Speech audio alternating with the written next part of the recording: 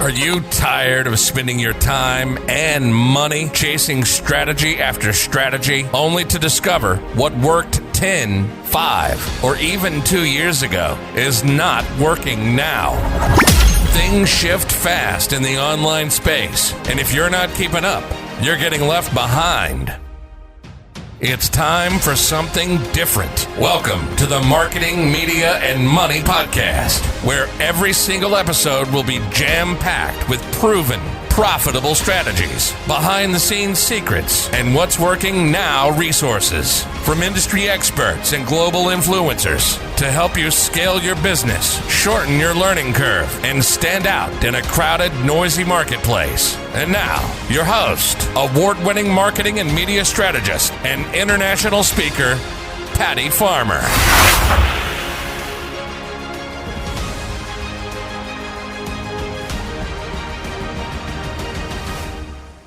Hello, everyone, and welcome to today's episode of the Marketing, Media, and Money Podcast. I'm your host, Patty Farmer, and I'm looking forward to sharing today's industry expert with you. And today we are going to be talking about speaking, and more importantly, we're going to be talking about how do you get those speaking gigs.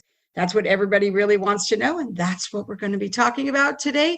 And I can't wait to introduce you to today's industry expert. So let me tell you a little bit about her. So as a speaker who has booked and delivered over 500 talks, Leisa Reid mentors business professionals and entrepreneurs who want to make an impact and ultimately attract their ideal clients through speaking. She's passionate about teaching speakers how to get their message heard so they can make a massive impact on those who could benefit from their expertise. And in today's episode, she's going to share how to get booked and stay booked and the number one secret she uses to get speaking gigs. So thank you so much, Leisa, for being here with me today. Thank you, Patty. I'm so excited to be on your I am show. so excited too. I think that right now, everybody wants to know about speaking, right? Everyone's talking about speaking. So whether you're an experienced speaker, whether you are a motivational speaker, a paid speaker, whether you're just using speaking to get business, or whether you're just an emerging speaker and just now thinking about using speaking as a marketing strategy, I feel like right now, everybody can use a little bit of information on how to get booked and how to stay booked, because I think that's what's really important. And today it's all about virtual speaking as well as speaking in person. So I'm really excited about this topic. So let's kind of dig in. So here's my first question. My first question really is, I think in every industry, no matter what it is, right, there are always myths, right? There's always these stories and these myths that everybody has. And I think the speaking industry is no different, right? So we do have some. So can you share with us maybe a speaking myth that I think sometimes holds people back? I think one of the biggest myths in speaking that I feel like I answer this question all the time, or address this question or address this myth, and that is about keynote fees and being a paid speaker, or, speaking for free. There seems to be so much emotion or misunderstanding about that topic, like as if it's a either or.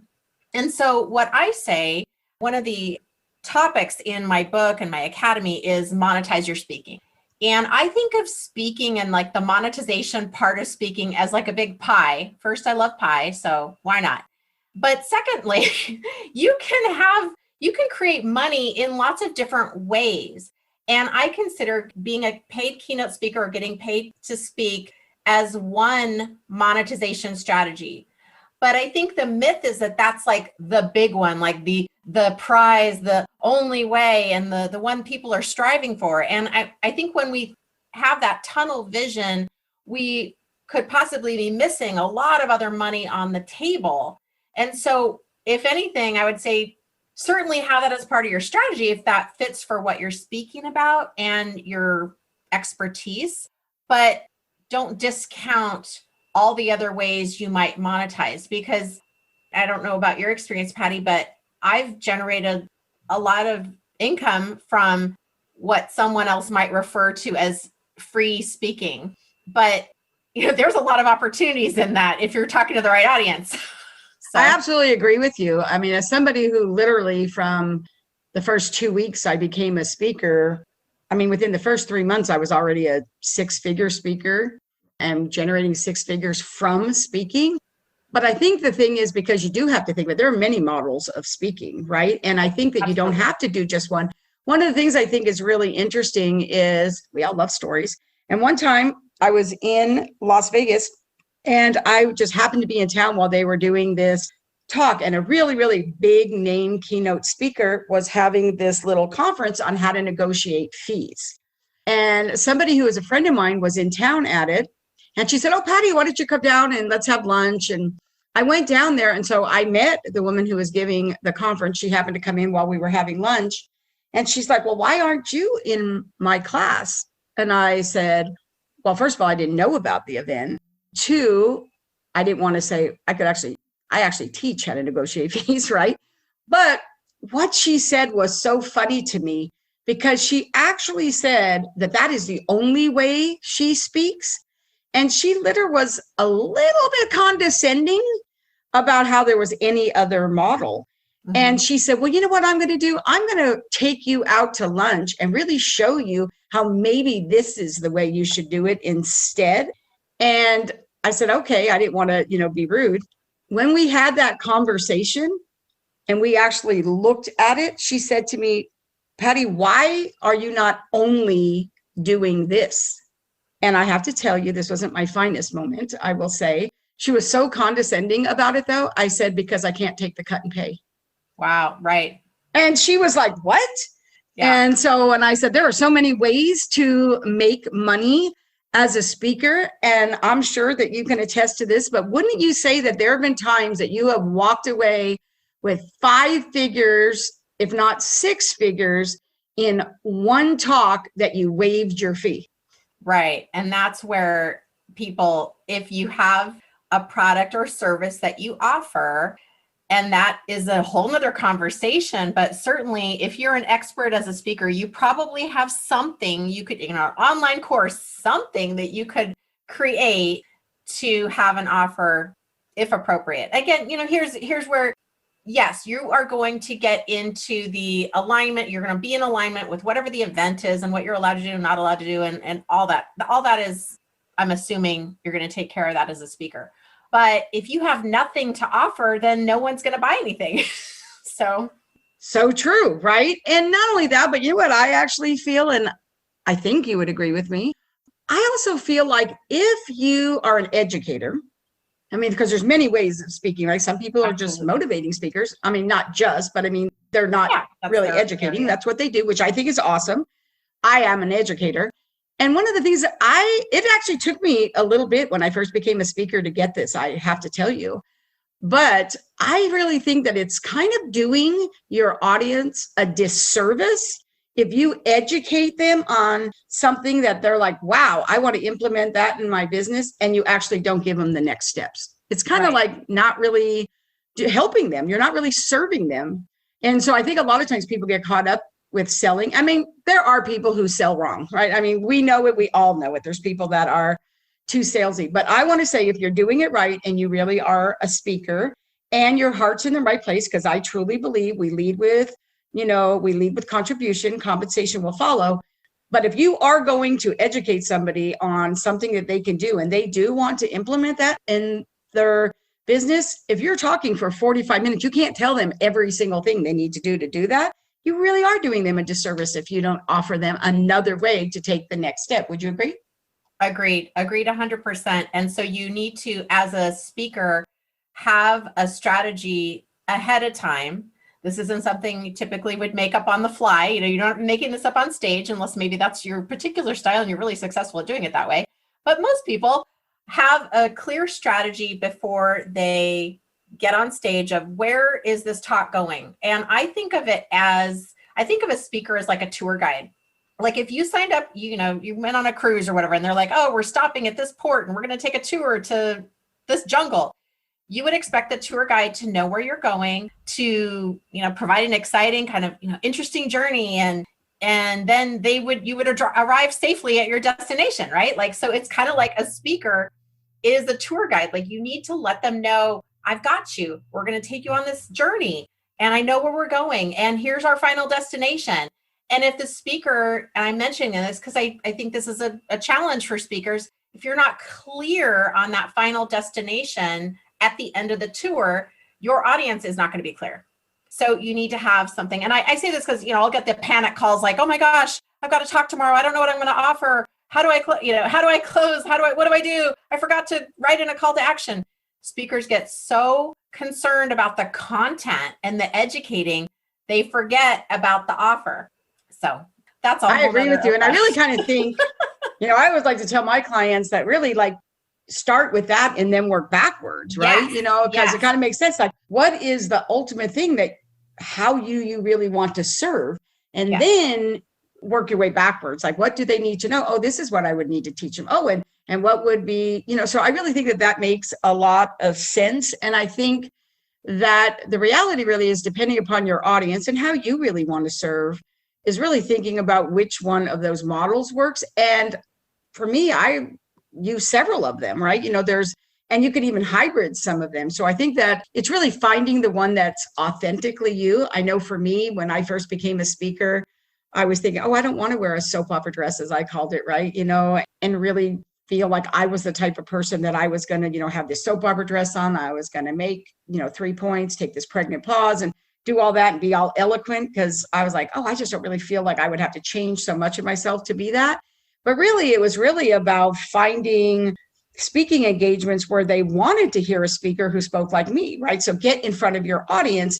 And I have to say, and I know you must hear this all the time too, which is really that the best compliment I've ever heard and hear a lot is when people say, you know what, Patty, when I meet you, you are exactly the same on social media, when I meet you at an event, when I hear you on your podcast, when I see you and hear you from the stage, you're exactly the same. And that's really kind of what you want. You don't want to be, this is where I am then, and this is where I am now, because that's just not going to be relatable. And it's also not going to be effective. So be you, and then be in front of the people who want to hear you the way you are. So I think that is something that is really important. So let's kind of move back a little bit and talk a little bit about, aspiring speakers, because I know this is something that's really in your wheelhouse. So what would you say are the 3 biggest obstacles aspiring speakers face?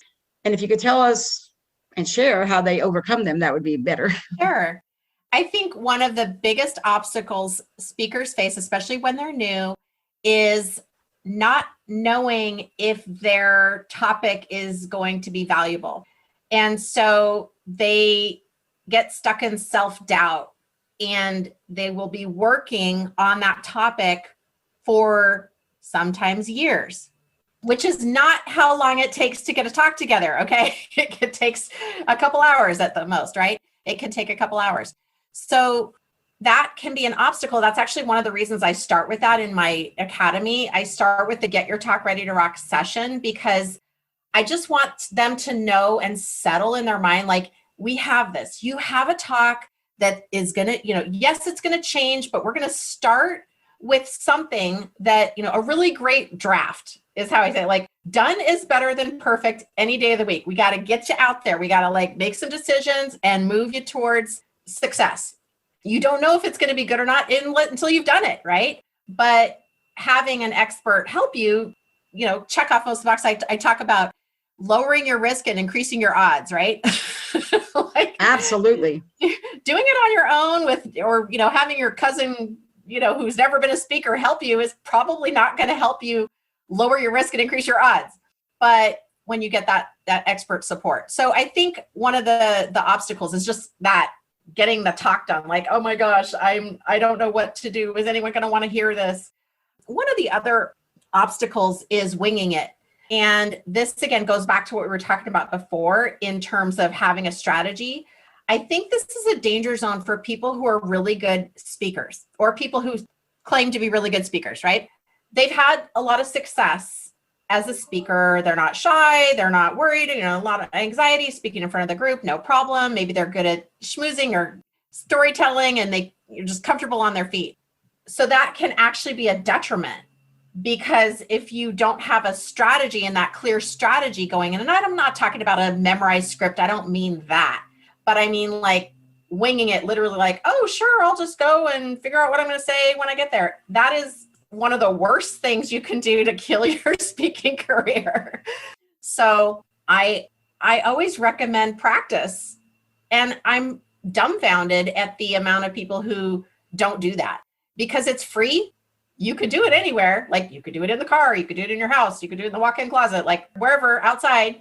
And it helps you get through those pauses or awkwardness or clunkiness of your presentation. I don't memorize any of my presentations. They're not scripted.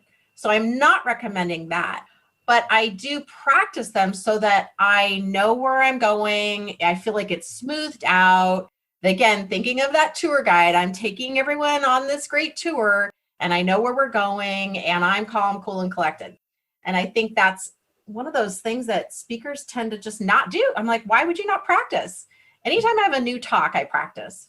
And I've done this hundreds of times. I have a bachelor's and a master's degree in speech communication, and I still practice. I think it's really important because, things can happen that you just don't really expect, right? I mean, you could go to give a speech and then they say, oh, this happened, whatever, we need you to, cut off 10 minutes, right? Sometimes I've been there and said, literally, the first speech I ever gave that I was paid for, the person before me had an appendicitis attack and they asked me to add 30 minutes to my talk. Like 30 minutes. I was only talking for 30. Now I had to go for a whole hour. And I was like, what? Whatever. But the thing is, you just have to prepare for those things so that Now, I've been speaking for a long time.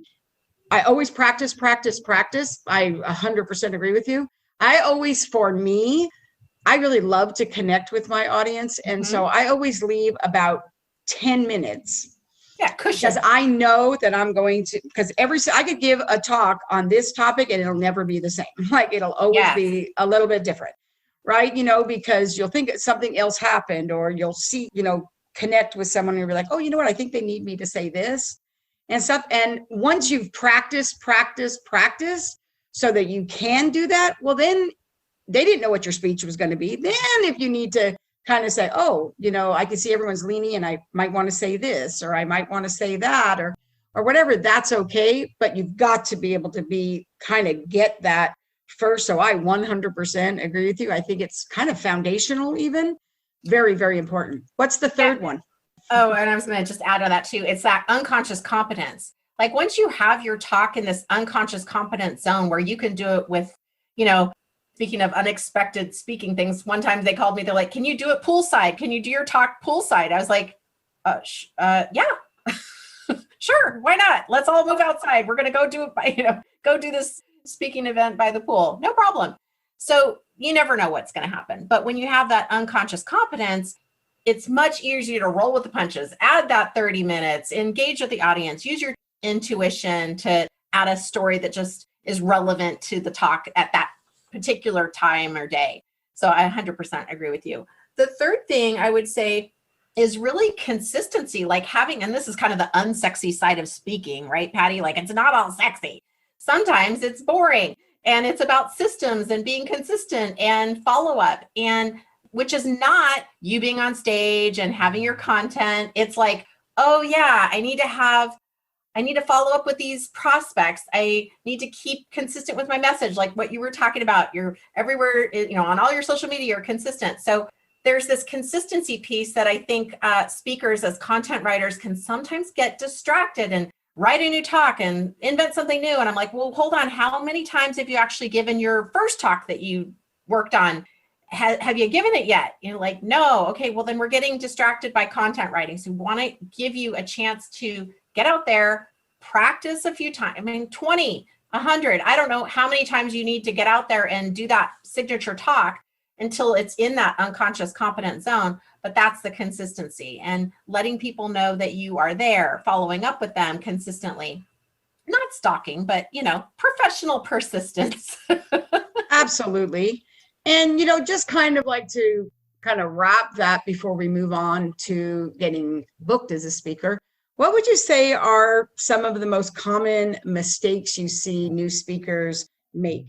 I think sometimes one of the common mistakes is having this That's so funny. I'm going to say here that I think one of the biggest common ones I hear them make is that for some reason, I know when people come to me and they want to use speaking, is that they think that they're going to make $1 million the first year. Cracks me. Yeah, I was trying to think of a nice way to say that. It's like, I don't want to be a dream crusher. I'm not a dream crusher, right? But sometimes the expectations of their first engagement is a little out of line with what they've done.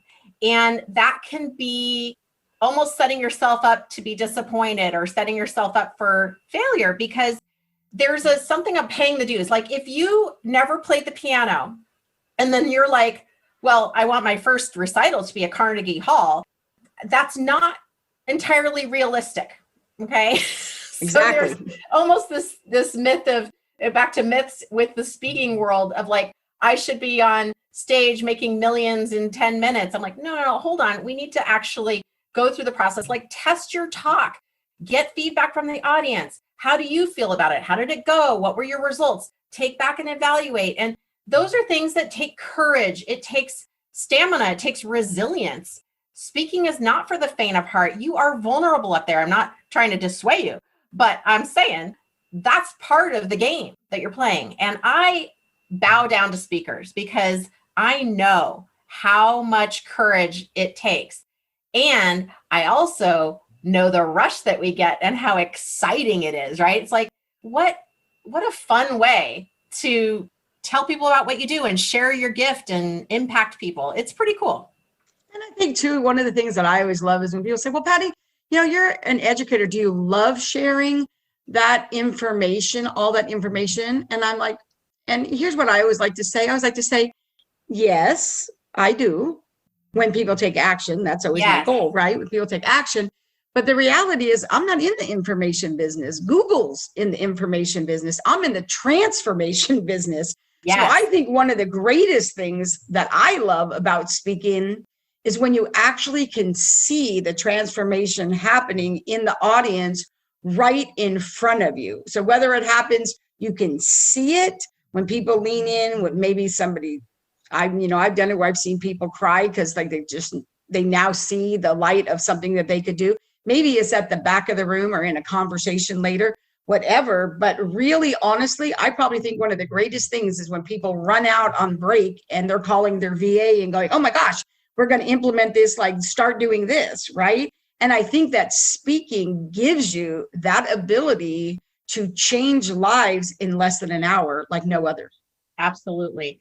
It could be that sign that someone was waiting for. It could be the message that landed in their heart. And that is undeniable. And it's very exciting. It's a way to influence that is so incredibly powerful. I do believe that everybody has a gift. And one of the gifts that I've been given and that I see through is helping other people make that impact. Like, I know if you've been dreaming about being a speaker, there's a reason why. It's because you are supposed to be a speaker. Otherwise, that dream would have landed on somebody else. Not everybody dreams of being a speaker. For sure. Like, it's not everybody's dream. So if it's your dream, then listen up, right? Because you have something to share. And that is so exciting. I love that. I love that too. So now let's talk about the thing that I know everybody's like, okay, Patty, get to the secret. We want to know the secret, right? So go ahead. What is it? What is your number one secret to getting booked and staying booked? This is number one, and it has been my number one for years. And it's something that to me seems so obvious, probably because of one of my core values. And so my first year speaking, I booked over 80 gigs. Okay. And then each year I'd probably book 60 to 70 a year for the last several years. And it's because of this secret that I'm about to reveal. And it literally is network with other speakers, collaborate with other speakers, which we just had an experience recently with that, Patty. And I had started this group called the OC Speakers Network back when I first became a speaker. So I didn't know the secret. I mean, I guess I knew it inherently, but I didn't have any evidence that it was going to work. I just didn't have a strategy. Yeah, I figured it would work. I'm like, well, I don't know what I'm doing, so I'm going to hang out with other speakers and see how I can help them and how they can help me, and we're going to figure it out together. So hundreds of speaking gigs later, Out of that 500, about 30% of those have come from one referral partner. One referral partner. I don't pay her. She doesn't pay me. We support each other. And that's what I call a speaker soulmate, right? She's my speaker soulmate. And I have other speaker soulmates too, but she's been my longest speaker soulmate, kind of like your best friend. Like you got lots of best friends, but it is so powerful when we realize we don't have to do this alone. There is somebody out there who can support you, who you can also support. It is I don't consider it a nickel and diming, but it needs to be a fair exchange for both parties. And you set that up. And I think a lot of times people don't really grasp the value of building that relationship. It is so true, because I know that before we were doing this, like a week or two ago, you and I were having this conversation. Yeah. And I was saying that one of the things that I don't understand is, while it is true that companies will have somebody back more than one time. I mean, that's absolutely true. I've been booked and rebooked and been back 3 and 4 times actually. Right. But as a general rule, when somebody's having like a conference or an event, they are looking for new speakers. And I always want to say, what if, as a speaker, you just served them? You just served that event host. You just saw how the setup is. You just got to feel that audience, and you just got to do that. And if you did a good job, why would you not continue to serve and go to the event host and say, now that I have actually been here, I've actually got to see your audience and I get to see what you're doing. I would really love to recommend, some other speakers to you. My goal every time I speak is to replace myself, so to speak, with another speaker. So I love to build relationships with speakers. So just think about all the people if every time you spoke, you were telling them other people, and they were doing that for you. I mean, that's really what you're talking about that soulmate, really, is really honestly to do that. When I know people who serve the same audience as me, so obviously if I was speaking there, they would be a good candidate as well. Right. Why are we not referring them to each other, right? And so I think that is really important. And I love that. We did have a conversation about that last week. I thought you and I were like yin and yang. And so which is really kind of why I wanted you to be on my podcast and why you invited me to be on yours as well. Yeah. But when you think about it, I mean, that topic, we get that because it's really all about networking. So you can go out and network with 1 million people, or you could do a little bit what I like to say, intentional networking, right? Yes. And be a little bit more intentional about it.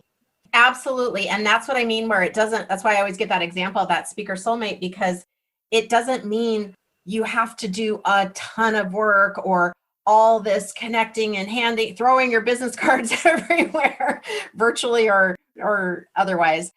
It's really about finding those key relationships and building the trust. It is a relationship. It's kind of like sometimes when people go networking, they like kind of pounce on somebody. Like all of a sudden we're going to be referral partners. I'm like, well, we need to get to know each other. There's a process. It doesn't need to take a super long time, but I want to be able to represent that person well. I want to be able to know that they're going to handle and take care of whatever it is that I have, that situation that I have referred them to, that it's a good fit for everybody, and vice versa, because otherwise we're wasting each other's time. And those are really called leads, not referrals. Right. Yeah, exactly. Then it's a lead, not a referral. So you really want to, I call roll that red carpet out for that person.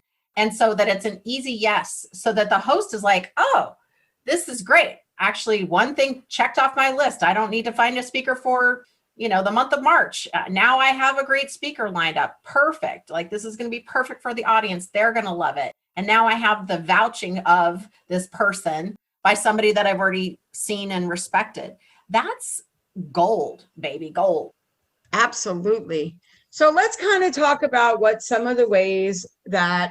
are some resources that you may have that you can give us, and some resources and some tips to really, what are some ways, tactics, to really get booked, right? It's really about outreach. And now, we're doing a lot of virtual, right?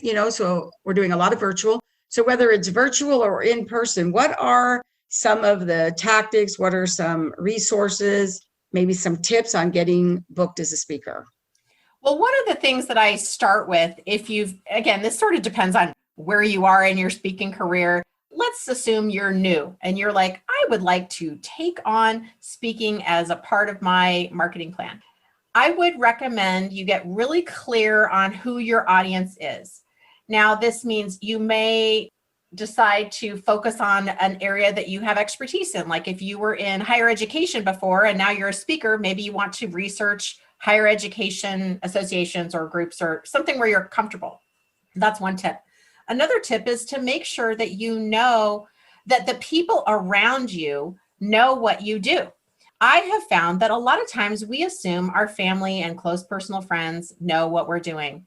But as an entrepreneur, I don't know about you, Patty, I move pretty quick and I'm involved in lots of things. And my family sometimes cannot keep up with me in terms of like, what are you doing now? Are you speaking on, wait, do you just wrote a book? I didn't know that, right? So what we think is obvious to everyone around us while we're working on these projects is not necessarily obvious. So let your social circles know, let your close-knit circles know, this is what I speak on. This is what I'm looking for. Do you know anyone who? So do not discount those resources. I say that because, like, for example, I was at a barbecue with a neighbor and she had started some networking. She never was really into networking before, but was in between positions. She was a very high level marketing expert. And so she was networking with some really high level people. And she said, oh my gosh, Leisa, you're a speaker. I'm working with Allergan and they need a speaker for all their female executives. Would that be something that you could do? We're at a barbecue, right? So she knows. She would not have asked me had she not known what I do and kind of what I was involved in. So that's just, please let people know what you're doing. And to add to that too, one of the things that I think is so interesting, and I guess this kind of would be a mistake in a way, it's really kind of doing yourself a disservice, but I have a Facebook group that literally is a speaker group, right? Mm-hmm. And because it's designed specifically for speakers. In other words, I'm not going to let you in the group. I'm not going to prove you unless you really are a speaker. Yeah. Here's one of the things I always want to say. Why are you making it so hard for me? Because if you're telling me you're a speaker, one, does it say that you're a speaker on your business card? Mm-hmm. Two, when I go to your social media, whether it's LinkedIn or Facebook, in the intro, does it say you're a speaker? Mm-hmm. Right? Because to me, if it doesn't say if you're a speaker, you're telling us you're a speaker. Yeah, you usually know. I can usually spot right. I won't let anybody. Right. If I have to, I'm not going to have to go look at your website and go check this. I mean, like literally, if you're a speaker and you want to be in a speaker group for speakers, like you're not going to make it so tough for me to know that you're a speaker. But I can't tell you how many people I know that say, oh, I'm a speaker. And then on their business card, it doesn't even say. That's like, to me, fundamentally, the most easiest thing to do is to add that to your business card. You know, like on mine, it says marketing and media strategist and speaker. Like, you know, it's important to let people know, like, yeah, so obviously that's what I speak on. So I think it's really important. It's like key, like don't make it so difficult for us. So you're going to get booked so much more if people just know, like, to what you're saying.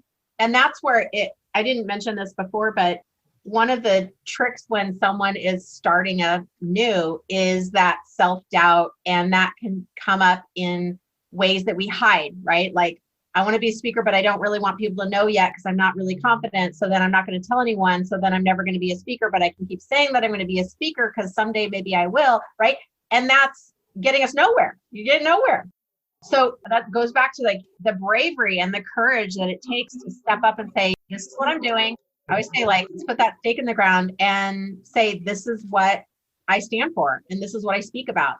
Another one of my pet peeves is when I say, someone tells me they're a speaker. And of course, the next question is, oh, what do you speak on? What do you speak about? And they say, oh, I speak on everything. I can speak on anything. I'm like, that is not true. You cannot speak on everything or anything. Nobody can. You might have words that can come out of your mouth. But you have an opinion about everything, but that doesn't mean you can speak on it.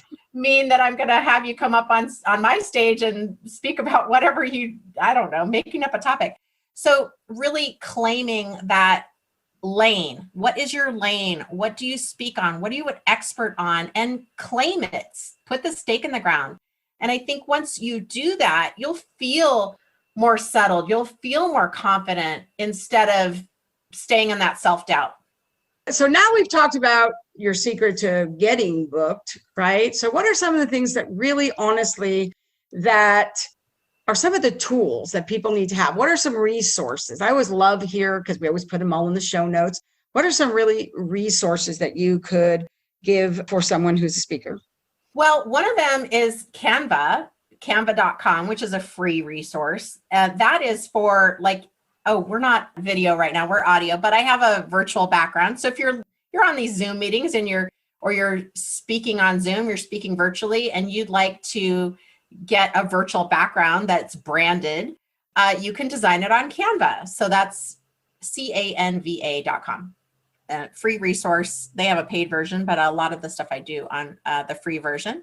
There's also I would definitely recommend getting a quality webcam, which you can just, like mine just sits right on top of my laptop. It's a Logi, L-O-G-I. That's another tool. And it's funny because like when you're doing your Facebook Lives or if you're speaking virtually and you're just using your computer camera or your laptop camera, when you're on it, you might think that it looks fine. But if you went back and watched the replay, it probably does not. It probably looks really fuzzy. Maybe the lighting's a little off. So I highly recommend, and I think they're under $200. That's just like probably a one-time purchase. That is definitely worth it if you're going to be speaking virtually. I know I've spoken over 50 virtual events this past few months. And then a quality microphone as well. I don't remember the name of mine, but there's lots of options out there. But your microphone on your computer or your laptop is probably not going to cut the mustard if it sounds staticky or tinny, weird sounding. Do a test. Get yourself a microphone. So these are some things, just lighting, camera, microphone. There's lots of lighting options.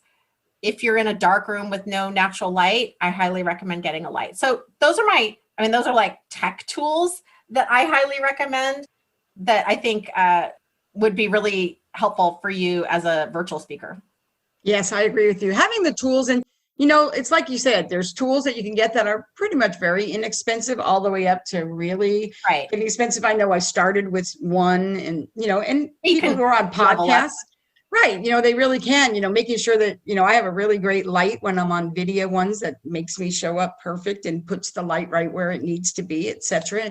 And you're right, having a virtual background. Some of those things are just things that level up. And I think they're really important. So I totally agree with you on that. So I really feel like you can start. It's kind of like what you said, done, not perfect, right? Get these things.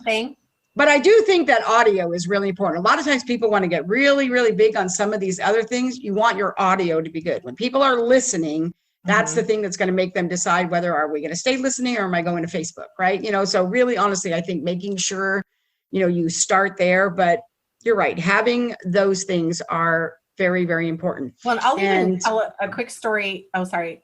Go ahead. The other day, a few months back, actually, I was on a virtual networking event and I started getting these messages. So I was on a Zoom. It was a Zoom call. I had my virtual background and I started getting these messages a couple weeks later from people around the country. And they're like, I saw you on the news. And we had gotten picked up because I think it was CBS News, Morning News was doing a segment on virtual networking. This was, when that was starting to become really popular. And I was literally like, if you think of the Hollywood squares where it's like, I was dead center in the middle of and they kept showing me. And thank goodness, right? I had good lighting. I had a good camera. I had my virtual background. It was branded. And I wouldn't have there was other people who maybe didn't look as professional. So you just never know where you're going to be. So again, I highly recommend that little investment if you're planning on speaking virtually. That's why for me, whenever I'm going to be on an interview or a podcast, if I'm speaking virtually, it's always kind of really important to know whether it's audio or, is it audio where it's okay to, although I always kind of say, show up as your best self anyway. I find if I'm talking on the phone doing virtual, even if I don't need to be as dressed up, right? I really don't do the pajama bottoms on the bottom and a shirt on. I actually do get dressed. I'm a speaker and I feel like I perform better as a speaker when I show up as a speaker, right? So I think that is kind of really important. So I have to say, Leisa, you came bearing gifts too, and I love when my guests show up with gifts. So tell us a little bit about the gift you have for the audience too. The gift I have is the 5 top tips to get more speaking gigs now, and we're going to share where you can get that. You're going to get a series of a few tips sent to you, and I've got a bonus tip in there for you too, so it's actually 6. And these are the things that I have used and still continue to use to get bookings on a regular basis. So I just want to make sure everyone has that in their hands. If you are like, I would love to get on some more stages, I'm not sure how to get started, these are going to help you to do that. Perfect. And I know they're going to want to connect with you, Leisa. So what's the best way for them to connect with you? They can go to getspeakinggigsnow.com/chat, and that would let you sign up for a speaker strategy session with me. This is definitely for people if you are feeling stuck, you've been dreaming about being a speaker for a long time and you just don't know how to get started. You're not really sure where you should put your energies and you notice this dream has not been realized yet. That would be a great opportunity for you. And we can discuss what your biggest challenge is. And I'm going to do my best to give you a really great golden nugget in that time.